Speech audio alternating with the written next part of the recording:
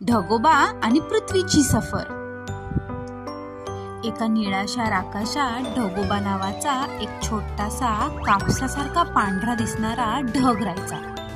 ढगोबा खूपच खोडकर पण इंटरेस्टिंग होता. बाकीचे मोठे ढग म्हणायचे, ढगोबा गुपचूप एका जागी तरंगत राहा. पण ढगोबाला मात्र पृथ्वीची एक तरी चक्कर मारायचीच असायची. एके दिवशी ढगोबाने जोरात वारा फुंकला आणि तो थेट पृथ्वीच्या जवळ आला. त्याला दिसली एक खूप मोठी निळी चादर. अरे बापरे, एवढी मोठी निळी चादर कोणी पसरवलीये? ढगोबा आश्चर्याने ओरडला.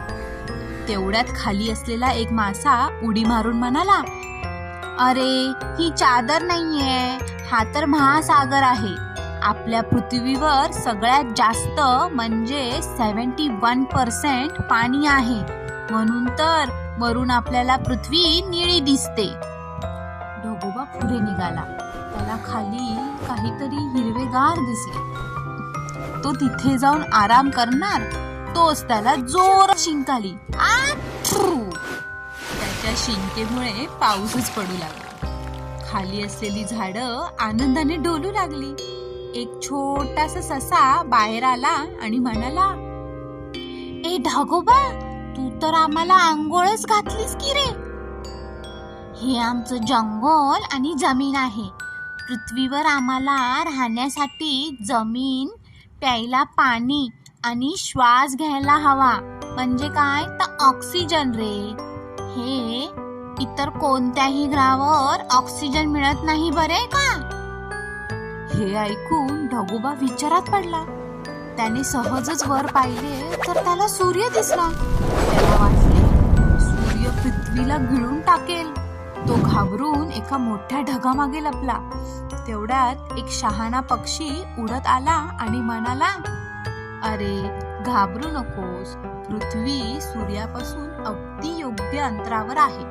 ना जास्त लांब ना जास्त जवळ, म्हणून इथे खूप थंडीही नसते आणि खूप उष्णताही नसते. आपण अगदी मजेत राहू शकतो. ढगोबाला मात्र आता पृथ्वीची गंमत समजली होती. पृथ्वीचा फेरफटका मारून ढगोबा आपल्या घरी गेला. मग मुलांनो, आपण या गोष्टीतून काय शिकलो बरं? पृथ्वीला निळा ग्रह म्हणतात कारण त्यावर खूप पाणी आहे. दुसरं, पृथ्वीवर जीवन जगण्यासाठी आवश्यक असलेली हवा म्हणजे काय तर ऑक्सिजन आणि पाणी आहे. सूर्य आणि पृथ्वीमधील अंतर अगदी योग्य असल्यामुळे इथे राहणं शक्य आहे. मजा आली की नाही ढगोबाची गोष्ट ऐकून?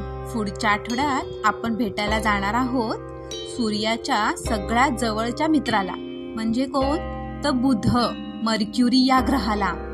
तिथे खूप गरम होत असेल का, की तिथे ढगोबासारखे ढग असतील? हे सगळं आपण पुढच्या आठवड्यात पाहूया.